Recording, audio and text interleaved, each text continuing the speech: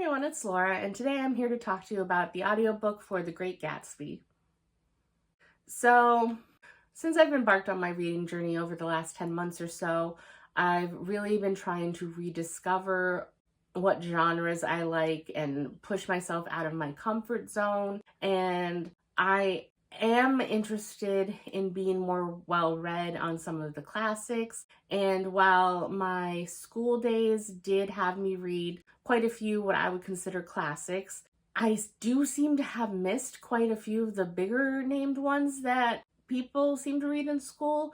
And I don't believe I've read anything else by F. Scott Fitzgerald, and I've never read The Great Gatsby, and I've never seen the film. I know there was one with Tobey Maguire and Leonardo DiCaprio, and I'll be honest, they never really interested me a lot, but it was a really short audiobook and it was available for immediate listening, so I figured why not, just let's see what it's about. And the only thing I really knew about it beforehand is that it was about a guy, Gatsby, who I believe Leonardo DiCaprio played in the movie, and he was supposed to be a really wealthy person, and he threw extravagant parties. I remember how visually stunning the trailer for that movie was, and even though I wasn't really interested in seeing it at the time, I did remember consider seeing it just because of the set design and costumes, and I was curious, but I might be more likely to see it now just because I know the story more.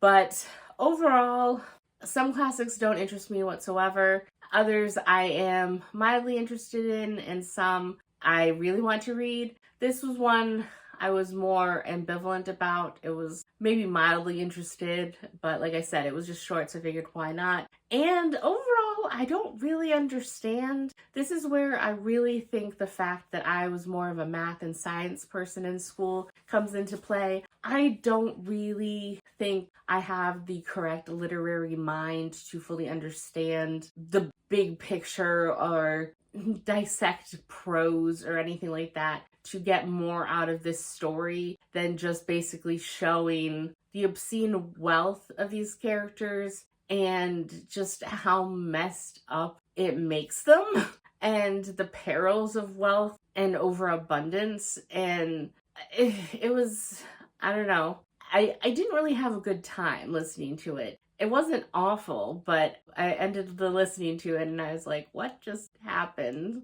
So the story is about Nick, and he got out of the military and he got a job, and he was in New York, and I even forget his job. It was something like a bondsman or some not bigwig office drone type thing. And he basically was renting out this kind of little dilapidated cottage, and he was nearby to this grandiose mansion that is Gatsby's. And Nick had a distant cousin, Daisy, who he went to catch up on. They lived in another part of New York, and Tom Buchanan was really wealthy, and so they were just oblivious. And I don't want to spoil something for such a short book, but they just seem like they're in an unhappy marriage, and they want to make everyone else around them as unhappy as possible as well. And Gatsby would basically almost every night just throw a humongous party. It seemed like, I think it was mostly on the weekends, but for how frequently they happened, it almost seemed like it was every night.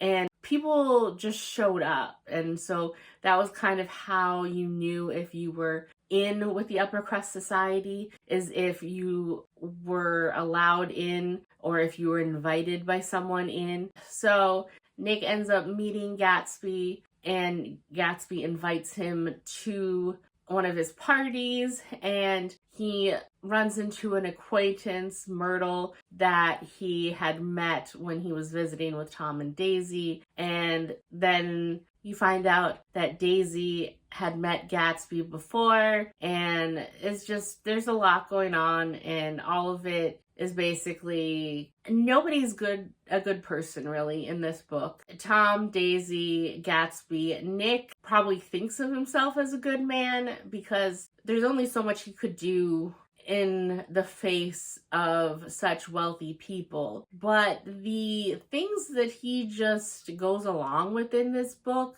and that he witnesses and he doesn't comment on, I'm just astounded. He's just basically resigned himself to be a fly on the wall and just let everything happen and just watch the chips fall as they may. And it just bugs me because it's like one of those things that, well, what does they call it? I forget what it's called. But you see someone in danger and no one actually does anything to help. They might stop and watch, but the good people that actually stand up in situations like that are few and far between. And Nick was just content to basically play his role as the person who's just lucky to be there, and that annoyed me. So I didn't like any of the characters. I didn't feel the end was satisfying. I don't understand, like I said, other than showing the corruption of greed and wealth, maybe I don't really understand why this is dubbed a classic. And I'm not giving up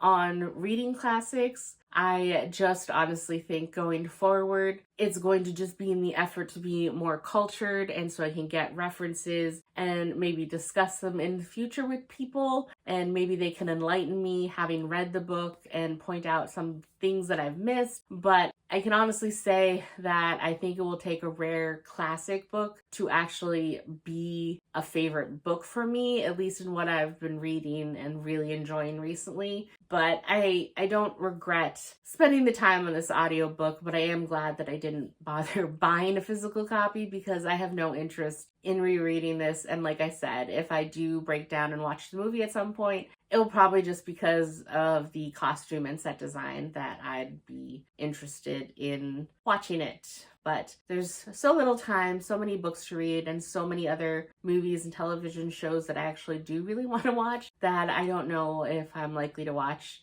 the Great Gatsby movie anytime soon. So ultimately, I gave this a 2.5, and yeah, I guess I'm more cultured now. So that's it for this video, and I will see you in the next one.